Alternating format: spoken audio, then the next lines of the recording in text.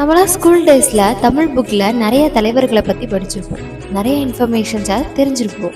என்னென்னா அவங்க எப்போ பிறந்தாங்க, எப்படி வளர்ந்தாங்க, அவங்களோட பேரண்ட்ஸ் யார், அவங்களோட டேலண்ட் என்ன, அவங்களோட டேலண்ட்டை எப்படிலாம் இம்ப்ரூவ் பண்ணிக்கிட்டாங்க, கடைசியாக எப்படி ஒரு ஃபீல்டு சூஸ் பண்ணி எப்படி சாதிச்சாங்க, என்னென்னலாம் பண்ணிட்டு இருந்திருக்காங்க அப்படின்னு சொல்லிட்டு ஒரு தலைவர் பற்றி ஒரு ஸ்டாண்டர்ட் போகும்போது சின்ன சின்னதாக அவங்கள பற்றின இன்ஃபர்மேஷன்ஸை தெரிஞ்சிருப்போம். ஆனால் அவங்கள லைஃப்பில் நடந்த குட்டி குட்டியான இன்ட்ரெஸ்டிங்கான இன்ஃபர்மேஷன்ஸ்லாம் இருக்கும்ல, அந்த மாதிரி நான் இன்னைக்கு ஒருத்தவங்களை பற்றி தாங்க சொல்ல போகிறேன். அவங்கள பற்றி சொல்லணுன்னா சிறந்த பேச்சாளர், சிறந்த அரசியல்வாதியாக இருந்தவங்க.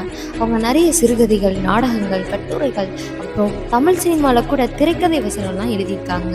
அவங்களுடைய அனல் பறக்கிற ஸ்பீச்சை கேட்குறதுக்கு நிறைய ஃபேன்ஸ் அதிகம் அப்படின்னே சொல்லலாம்.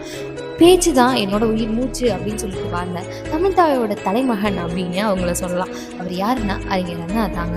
அறிஞர் அண்ணா சீஃப் மினிஸ்டராக இருந்தப்போ சீஃப் கெஸ்ட்டாக ஒரு காலேஜ் ஃபங்க்ஷனுக்கு போயிருக்காங்க. அவர் தன்னோட ஸ்பீச்சை முடிச்சுட்டு வெளியில் வரும்போது அந்த காலேஜில் படிக்கக்கூடிய ஸ்டூடெண்ட்ஸ் எல்லாருமே ஆட்டோகிராஃப் வாங்குறதுக்காக வேண்டி போயிருக்காங்க.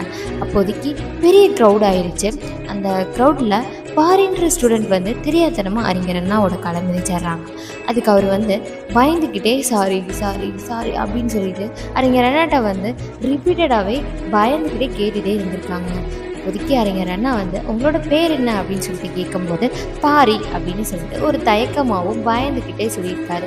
அதுக்கு அறிஞர் அண்ணா காமெடியா கூலாக சொல்லியிருக்காங்க பாருங்க, mister Paari, I am not a lorry to carry your sorry, don't worry be merry அப்படின்னு சொல்லிட்டு சிரிச்சுக்கிட்டே அவங்கள தட்டி கொடுத்துட்டே சொல்லிட்டாங்க. இந்த இன்ஃபர்மேஷனை நான் ஒரு தடவை நியூஸ் பேப்பரில் படித்து என்ஜாய் பண்ண ஒரு வியந்த இன்ஃபர்மேஷன்னே சொல்லலாம்.